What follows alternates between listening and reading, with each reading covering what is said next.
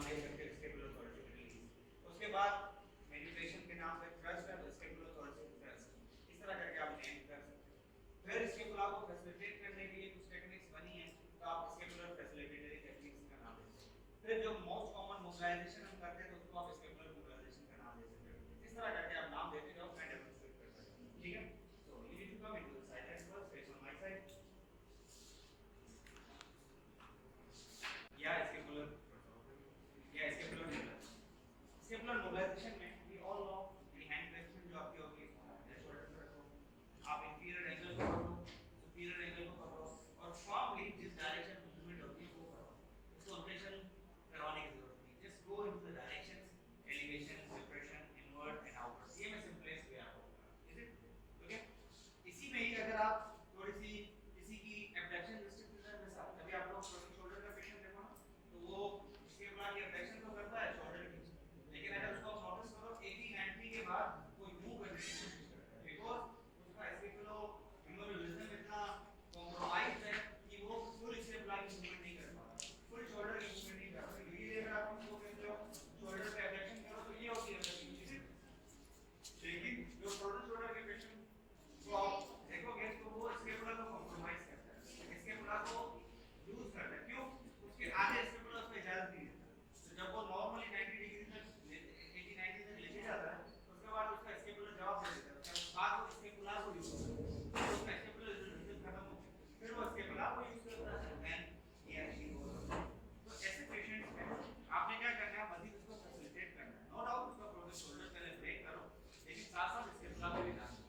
So what you need to do, आप let's suppose same hand placement करेंगे, एक या तो ये वाली या उसको हैंड प्लेसमेंट करो ये हाथ सिंपली यहाँ पे।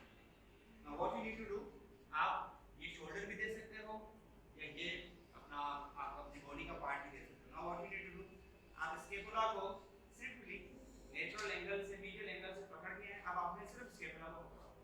अब आपने दो काम करने हैं, एक काम आपने ओवरहेड एब्डक्शन करवानी है और स्केपुला को बाहर की तरफ नंबर 1 है एंड ब्लेंडेड बैक।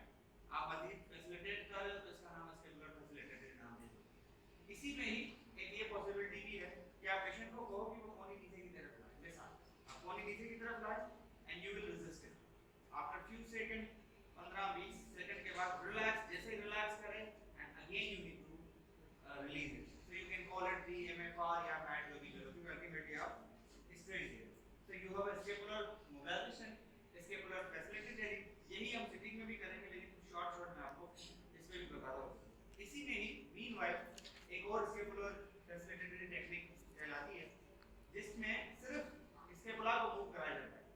उसमें क्या होता है कि पहले स्केपुला को मीडियल बॉर्डर पर निकाला जाता है, लेकिन ये थोड़ा सा पेनफुल हो सकता है। तो what you need to do, आप पहले स्केपुला को पहले आप बॉडी से इंटरेस्ट करोगे बाय पुशिंग, कोई तकिया वगैरह रख के। अब आप क्या करोगे, पहले स्केपुला को ऊपर की तरफ निकालो, गॉट इट। अब सिर्फ स्केपुलर पार्ट को निकाल के and then you need to bring it outward. अगर आपको लगे कि स्केपुला ज्यादा जैम है, let's suppose, what you need to do, आप इसको ग्रिप करें like this and then bring it outward. ये तीनों टेक्निक्स नाम एक ही लेकिन एग्जीक्यूशन तीनों की डिफरेंट है। फिर एक स्केपुला में वो नाम भूल गया, स्पेंसर टेक्निक, कोई इंडियन परफॉर्म करा रहा होता है, राइट, वो भी एक मॉडिफाइड ही फॉर्म है, लेकिन उसको हम एडिशनल को बाद में रखते हैं, पहले हम अपना टारगेट टेक्निक करते हैं, ठीक है। अब फिर आप ठीक है, अब इसी फैसिलिटेटरी को हमें ग्रिप करना है, ठीक है, पूरा क्रैडल करना है और पेशेंट की हैंड प्लेसमेंट दो है। अगर पेशेंट की एंगल 90 तक नॉर्मल है उसके बाद मुमकिन नहीं है तो पेशेंट का हाथ सिंपली यहाँ रखना और आपकी हैंड प्लेसमेंट होगी दो। एक हैंड प्लेसमेंट में आप पेशेंट को दोगे अपना shoulder, is it clear? Next step में पूरा का पूरा जो स्केपुला का मीडियल बॉर्डर है उसको आप स्लाइस करोगे। स्लाइस करोगे मतलब हैंड प्लेसमेंट करोगे। सो नाउ जस्ट लुक, आपने स्केपुला के मीडियल बॉर्डर को स्लाइस किया, ओके, और एक हाथ सिंपली इसके ऊपर रख दिया। अब दोनों तरफ से, एक तरफ से आप अपने शोल्डर से उसका शोल्डर ओवरहेड अफेक्ट करोगे, इज इट क्लियर? और पीछे की तरफ से स्लाइस करके स्केपुला को आउटवर्ड रोटेशन में लेके जाओगे and simply, is it clear? This is आइसोटोली। इधर से एक्सप्लेन करो, अब तुम अच्छे से करो। अब यही हैंड प्लेसमेंट होगी, लेकिन अगर पेशेंट कहे कि उसकी तो 90 डिग्री से भी रेंज नीचे है, तो व्हाट टू डू? मतलब वो कह रहा है 70 80 से ऊपर नहीं जा रहा, ठीक है, उसके लिए आसान तरीका, उसको बोलो हाथ रख दे यहाँ पे, क्योंकि 70 80 से नीचे, उसके भी नीचे रख दो, no issue.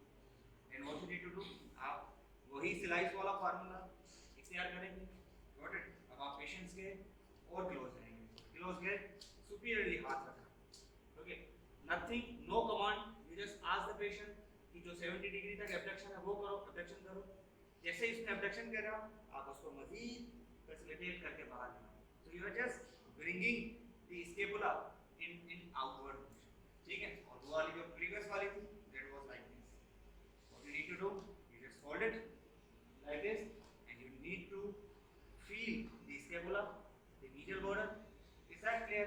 And you need to place like this, okay, come closer to the patient and from both sides.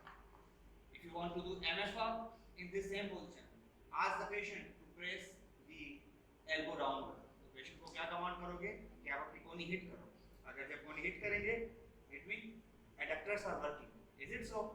After the 20 to 30 second relax and then this can call be as a, you can call it MFR, ठीक है। Other MFR और भी बहुत सारी हैं, जैसे T to do, जो हमारे पास